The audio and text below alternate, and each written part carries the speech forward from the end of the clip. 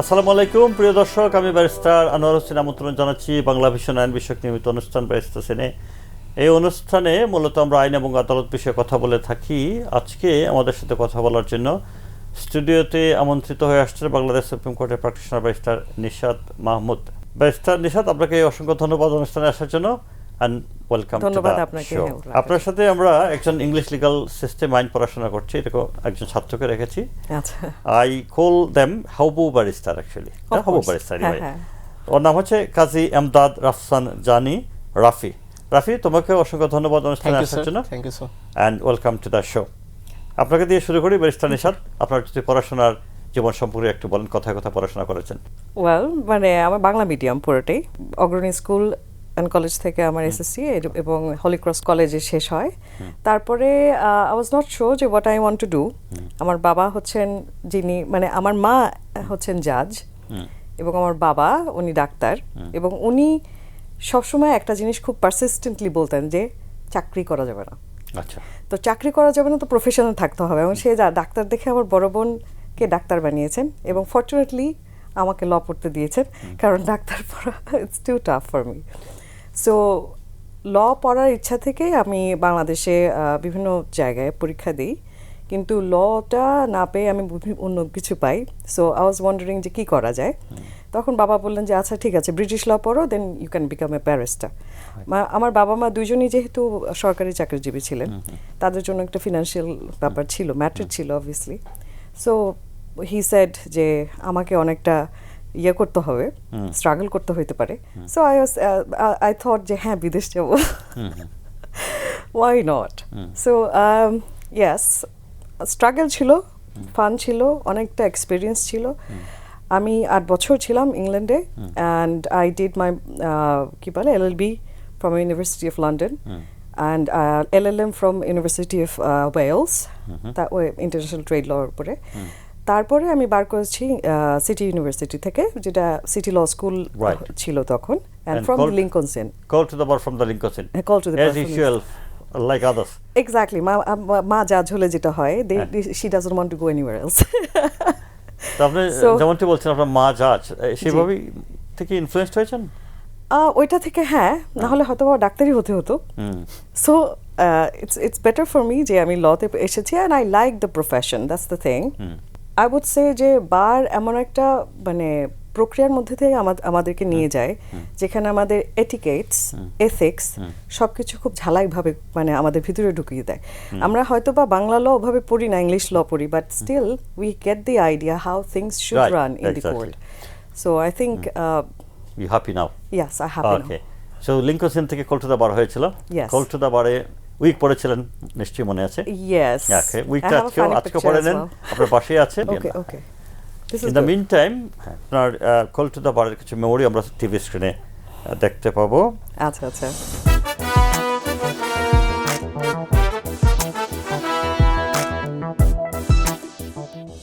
রাফি, তোমার কাছে আসছি, তুমি কি পড়াশোনা করছো আসলে?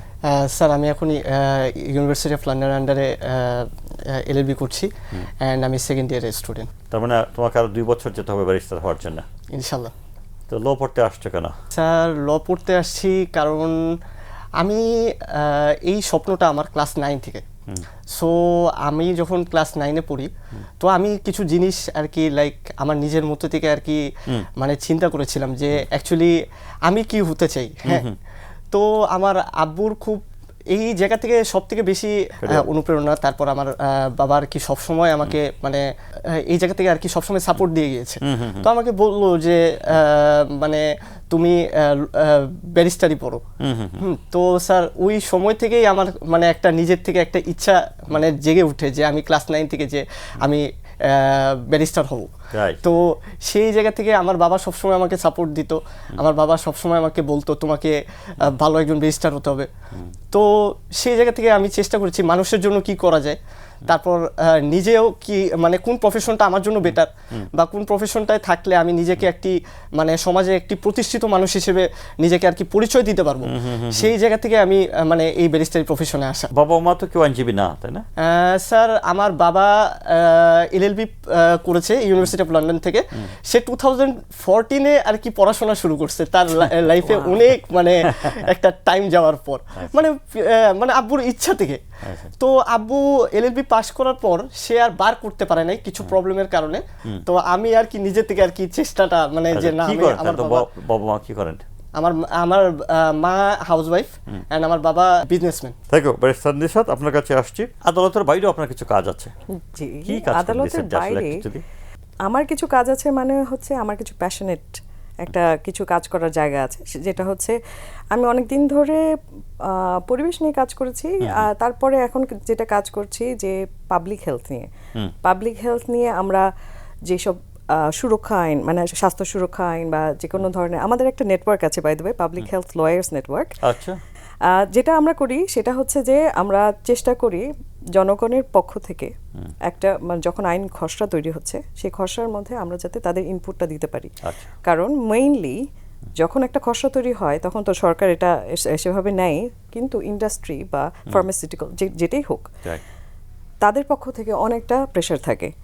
এটা একটা জিনিস। আরেকটা জিনিস হচ্ছে যে আমরা বিভিন্ন জায়গায় যাতে মানে জনস্বাস্থ্য রক্ষার্থে অনেক কাজ করে থাকি, বিবৃতি আকারে বিভিন্ন জায়গায় দিই। যেমন রিসেন্ট একটা ঘটনা হয়েছে, একটা একটু ইয়ে ছিল যে মহাখালী ডিওএইচএসে বাংলাদেশ আমেরিকান টোব্যাকো এর একটা প্রতিষ্ঠান, মানে কি বলে ফ্যাক্টরি ছিল। সেই ফ্যাক্টরিটা যেহেতু অনেক দিন ধরে আছে কিন্তু এটা এখন আবাসিক এলাকা, সেহেতু জনস্বাস্থ্যের একটা ক্ষতি হতে পারে।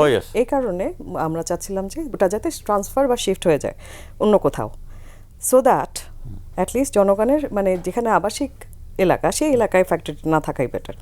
তো এটা আমরা সাকসেসফুলি করেছি। মানে জিনিসটা হচ্ছে আমরা বিবৃতি দিয়েছি, এটা অ্যাপেলেট ডিভিশন পর্যন্ত গেছে। অবভিয়াসলি আমরা উপদেষ্টা নিকট বিবৃতিতে দিয়েছিলাম। So these are the things to talk about public health. Recently আর একটা যেটা হয়েছে সেটা নিয়ে আমি বেশি প্রাউড, সেটা হচ্ছে যে আপনারা তো জানেন পাবলিক হেলথ মানে ফিজিক্যাল অ্যাক্টিভিটির একটা ব্যাপার থাকে, মানে প্রিভেনশন আগে তারপরে কিওর। তো প্রিভেনশনের সময় আমরা চেষ্টা করেছি যে বাংলাদেশে ঢাকার যে মাঠ পার্কগুলো আছে যেটা যে প্রাইভেট ক্লাবের নিয়ন্ত্রণে আছে, সিটি কর্পোরেশনের দায় এটা, প্রাইভেট ক্লাবগুলো যাতে এখান থেকে সরে যায়, মানুষের ফ্রি অ্যাক্সেস থাকে, যেটা মাঠ পার্ক আইনে বলা হয়েছে। ফ্রি অ্যাক্সেসটা তো পাচ্ছে না তারা, ক্লাবকে টাকা দিয়ে একটা মেম্বারশিপ নিয়ে তারপর ওখানে ইউজ করতে পারে, which is not possible for everyone. যেটা করেছি আমরা যে গুলশান ইউথ ক্লাব, যেটা আপনি জানেন যে গুলশান 2-এ একটা প্লটে আছে, 130 নম্বর প্লটে। মানে ওটা 1977 সাল থেকে সিটি কর্পোরেশন এটা লিজ দিয়ে আসতেছে। এখানে 3টা হাইকোর্টের জাজমেন্ট আছে যে city corporation cannot do this, কারণ এটা রাজুকের plot, city corporation cannot do this such things. 3টা রিটের পরেও তারা লিজ দিয়ে আসছে, এবং আমি যখন কন্টেম্পট নোটিস পাঠিয়েছি তার কিছুদিন পরে এই যে বুধবারে রাজুক যে সিলগালা করে দিয়েছে। Good. Success in a sense, but we have to মানে continue fighting the battle. Barrister Nishat, আপনার কাছে একটা প্রশ্ন করি। ধরেন আমি পরিবারের কাউকে খুঁজে পাচ্ছি না, জি আচ্ছা, কোনো না কোনো কারণে, এর জন্য আমি আইনের কি আশ্রয় নিতে পারি? খুঁজে না পারলে তো অবশ্যই সেখানে আপনি নিকটস্থ যে থানা আছে আপনার বাসার কাছে, সেই থানায় যে অভিযোগ দায়ের করবেন, জিডি করবেন, এবং ওখান থেকে একটা কেস উৎপন্ন হবে, সেখান থেকে তারা এই তদন্তটা শুরু করবে যে কোথায় আছে বা কীভাবে।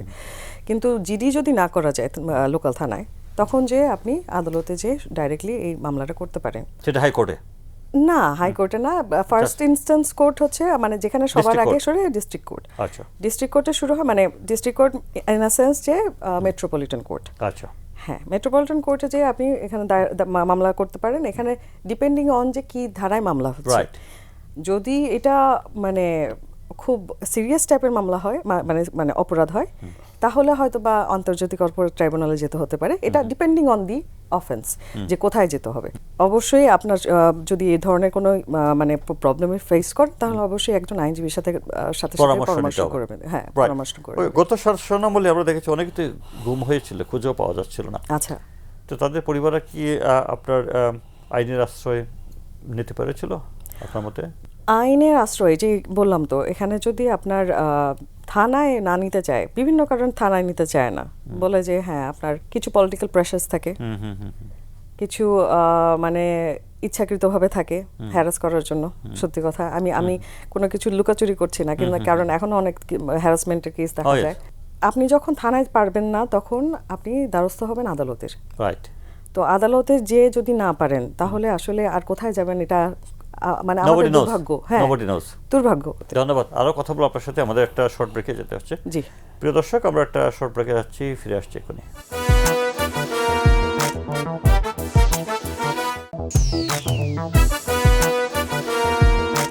প্রিয় দর্শক, আমরা ফিরে আসলাম বিজ্ঞাপন বিরতি থেকে। আমরা কথা বলছিলাম ব্যারিস্টার নেশাতের সাথে। আপনার কাছে আরেকটা প্রশ্ন করতে চাই, ওই সময় তো অনেক গম হয়েছিল, জি। কোর্টকে দিয়েই আসলে রাজনীতি নিয়ন্ত্রণ করার চেষ্টা করা হয়েছিল। রাজনীতির সমস্যা তো রাজনীতিবিদদেরই করা উচিত, আউটসাইড কোর্ট।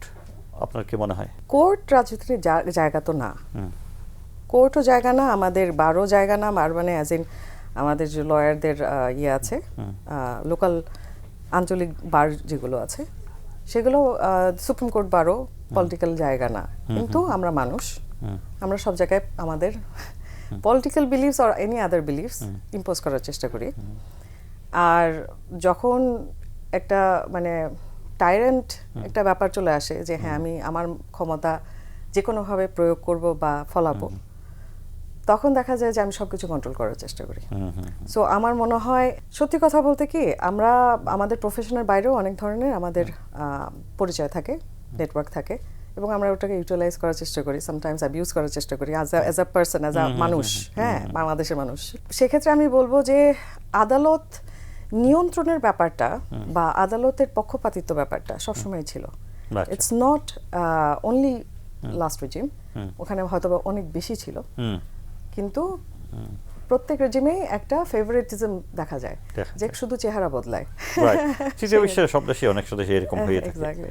আচ্ছা, আপনার কাছে আমাদের দর্শকদের কাছ থেকে দুইটা প্রশ্ন রয়েছে। প্রশ্নগুলো আমাদের স্টুডেন্ট রাফি পড়বে।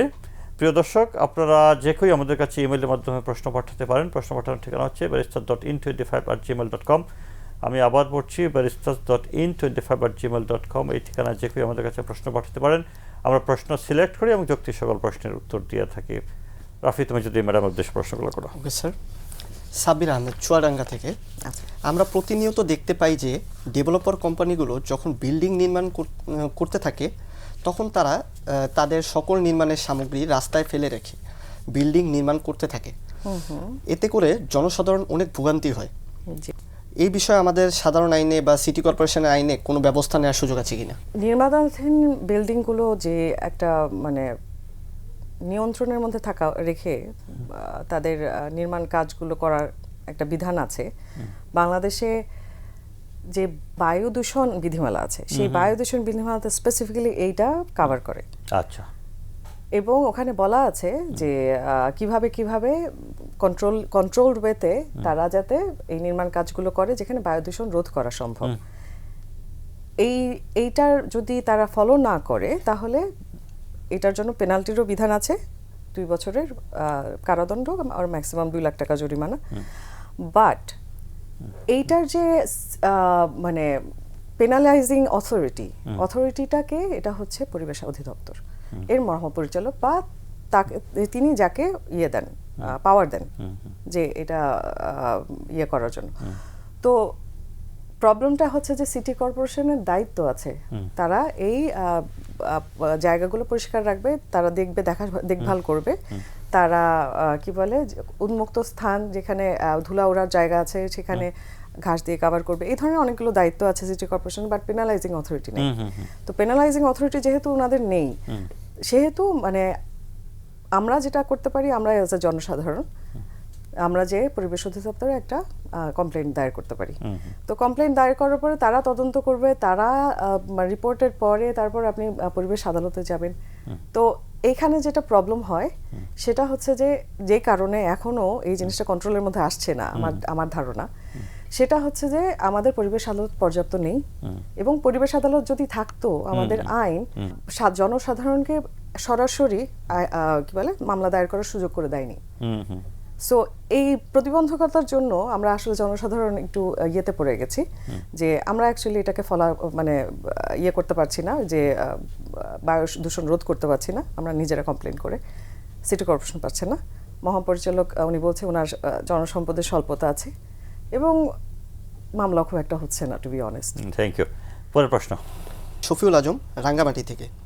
আমি পরিবেশ আইন নিয়ে একটু প্রশ্ন করতে চাই। আমাদের দেশে অনেক পরিবেশ সংগঠন রয়েছে যারা গাছ কাটলেই সরব হয়ে ওঠেন, কিন্তু গাছ কাটার চেয়েও যারা যত তত্ত্বভাবে রাস্তাঘাট এবং বিল্ডিং নির্মাণ করে ধুলা উড়িয়ে আমাদের পরিবেশ নষ্ট করেছেন, তাদের বিরুদ্ধে কোনো পরিবেশ সংগঠনকে সরব হইতে দেখি না। এই ধুলা উড়ানোর বিরুদ্ধে আইনি ব্যবস্থা নেওয়ার বিধান আছে কিনা? আমরা গাছ কাটা নিয়ে করি কারণ গাছও ধুলা রোধ করে। হ্যাঁ, সেটা কোনো সমস্যা নেই। গাছের আরও অনেক উপকারিতা আছে, মাটি শক্ত করে and everything, a lot of things, erosion কমায়। কিন্তু আমরা এটাও বলি যে হ্যাঁ, এখানে এত ধুলা উঠতেছে কেন, বাড়ির নির্মাণাধীন বিল্ডিংয়ে কেন এত ধুলা উঠতেছে, আমরা যে আমাদেরও কিন্তু ওইটুকুই দৌড় যে আমরা মহাপরিচালকের কাছে যাব, যে কমপ্লেন করব।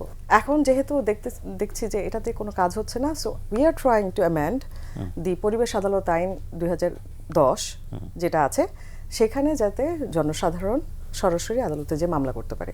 Thank you. রাফি, তোমার কাছে আসছি। আমাদের দেশে আইন গরিব এবং ধনী সমানভাবে কি প্রয়োগ হচ্ছে সবার ক্ষেত্রে? আমি যদি বাংলাদেশের কনস্টিটিউশন অনুযায়ী দেখি, তাহলে আর্টিকেল 27 আর হচ্ছে আর্টিকেল 31, ওখানে বলা আছে যে বাংলাদেশে ধনী গরিব বলতে কোনো কিছু নেই, আইনের চোখে সবাই সমান।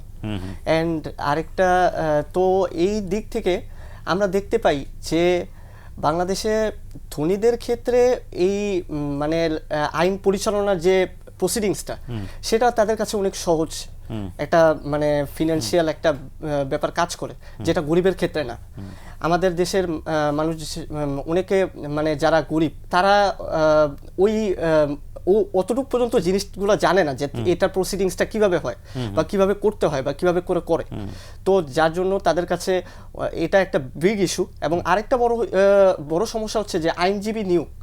আমার আইনজীবীর একটা খরচ আছে, এই মামলা পরিচালনার ক্ষেত্রে একটা বড় একটা ফিনান্সিয়াল ব্যাপার থাকে। রাষ্ট্র তো অনেক সময় আইনজীবী নিয়োগ দিয়ে থাকে। অনেক সময় রাষ্ট্রের ক্ষেত্রে অনেক আইনজীবী আছেন যারা মন থেকে সেই জিনিসগুলো করেন, আমার দেখা মতে। তো আবার অনেক সময় দেখা যায় যে ওই মানে রাষ্ট্র তাদেরকে অনেক সময় হয়তো একটু বেতন কম বা এরকম কিছু থাকতে পারে, তো যার জন্য আর কি লাইক মানে তারা ওই মন থেকে হয়তো কাজগুলো মানে চেষ্টা করতে পারে না। কিন্তু এখানে সব থেকে বড় জিনিসটা যেটা দেখা যেতে পারে যে আমার নীতিগত দিক থেকে আমার জিনিসগুলো দেখতে হবে। ওই জায়গা থেকে আমাদের নিজের থেকে আর কি চেষ্টা করা উচিত যে গরিব মানুষরা যাতে অ্যাটলিস্ট মানে একটা ভালো আর কি ন্যায় বিচার তারা পায়। Right, thank you. পেশার একটা নিউজ পেপার রিপোর্ট আপনার সামনে পড়ি, সেটা আমাদের দেশের না, বাইরের, ব্রিটেনের। হেডলাইনটা হচ্ছে prisoners force to give birth handcuff two mail officers, অর্থাৎ হ্যান্ডকাপ পরা অবস্থা পুরুষ অফিসারের কাছে একজন নারী বাচ্চার জন্ম দেন ইংল্যান্ডে। কীরকম নির্মম! আমাদের দেশে শুধু আমরা আইন নিয়ে বিভিন্ন সময় ক্রিটিসাইজ করি, উন্নত বিশ্ব তো আইনকে অ্যাবিউজ করা হচ্ছে। What do you think? Of course, otherwise human rights শুধু বাংলাদেশেই। আমাদের দেশে একটা তফাৎ আছে। আপনি যদিও অফকোর্স বলছেন যে উন্নত বিশ্বে এই যে কাজটা হয়েছিল, এটার জন্য কিন্তু অনেক তদন্ত হয়েছে, তার বিচারে আওতায় আনা হয়েছে এবং দৃষ্টান্তমূলক শাস্তি হয়েছে। কিন্তু আমাদের দেশে হয় কি যে হয়তো একটা তদন্ত কমিটি করা হয়, কিন্তু রিপোর্ট কোনোদিনই আমরা দেখি। True that. যার জন্য এদের সাথে আমাদের একটা তফাৎ তো আছে। এটা তো অবশ্যই। আমরা ওদেরকে উন্নত বিশ্ব বলছি বিভিন্ন কারণে। তাদের যে সিস্টেম তারা ডেভেলপ করেছে সেটা আমরা এখনো করতে পারিনি, আনফরচুনেটলি। রাফি, তোমাকে আরেকটা প্রশ্ন করি। জেলখানায় তুমি কি শুনেছ যে কিছু কিছু মানুষকে ডিভিশন দেওয়া হয়? ডিভিশন মানে হচ্ছে কিছু উন্নত থাকার ব্যবস্থা, খাওয়ার ব্যবস্থা ইত্যাদি ইত্যাদি, স্পেশাল ব্যবস্থা আর কি। তুমি হাউ ডু ইউ সি ইট? এই ডিভিশনটা কাদেরকে দেওয়া হয়? যেমন সমাজের উচ্চ ব্যক্তিদেরকে, যেমন রাজনৈতিক বন্দীরা পায়, তারপর আবার দেখা যায় যে ডাক্তার, তারপর হচ্ছে সাংবাদিক, শিক্ষক, তারাও পায়। তো এই যে মানে এই যে ডিফারেন্সিয়েটটা, এইটা হচ্ছে একটা বড় জিনিস বলে আমি মনে করি। তো এখন সেটা হচ্ছে যে স্যার ডিভিশনটা যে দেওয়া হয়, তো এইটা নিরাপত্তার জন্য দেওয়া হতে পারে। তুমি মনে করো ইট ইজ রাইট? আমার মতে এটা রাইট। কারণ আমি যখন একটা মানুষ মানে তার একভাবে থেকে সে যখন জেলখানায় যাবে আরেক পরিবেশে, তার স্বাস্থ্য ঝুঁকিও হইতে পারে এবং তার অনেক ধরনের সমস্যা হইতে পারে। কারণ মানে ইটস লাইক যে আবার নিরাপত্তার একটা বড় একটা ইস্যু এখানে থাকে। স্যার ইনকেস যদি কোনো ধরনের কোনো প্রবলেম হয় তাদের, তো জেলখানায় কিন্তু ওই সময় আরো সরকারের উপর একটা চাপ প্রয়োগ হতে পারে বা জেলখানার একটা Right. সমস্যা থাকতে পারে। I got your- আমি আমার মতে sir it's okay, I got your answer. Barrister Nishat, final question আপনার কাছে। জি বিনা বিচারে বহু লোক জেলে আছে জি আমাদের দেশে, পত্রপত্রিকা তো সব আসে না, অনেকগুলো আসে, কিছু কিছু দুই একটা। এগুলো আসলে কেন হচ্ছে? কেন হচ্ছে? কারণ আই উড সে যে বাংলাদেশে বিচার ব্যবস্থা এখনো মানে অনেকটা ডিলেড, মানে delayed. এখনো তারা মানে আমরা যেটা বলি যে justice delayed is justice denied. আচ্ছা। আনফরচুনেটলি ইন আওয়ার কান্ট্রি এটা হচ্ছে অহরহ। দেখা যাচ্ছে যে 3 বছরের সাজা, ভিতরে জেলে আছে without trial more than 3 years, যেখানে কিনা সে এতদিন থাকতো না যে সে যদি কি বলে কারাদণ্ড ভোগও মানে কারাদণ্ডও প্রাপ্ত হইতো, রাইট। খালাসও পেতে পারতো, তাই না? মানে দিস ইজ ভেরি, মানে এটা খুবই খারাপ একটা চিত্র আমাদের জন্য। কারণ হচ্ছে যে কয়দিন আগে রিপোর্ট এসেছে যে মানে কারাগারে এত মানুষ হয়েছে যে রাখার মতো জায়গা নেই। এত থাকার তো কথা না। হ্যাঁ, আমরা তো মানে চিন্তা করব যে কিভাবে শোধনাগার করে মানে ইয়ে করা যায়, আমাদের সেই প্রভিশনগুলো থাকা উচিত।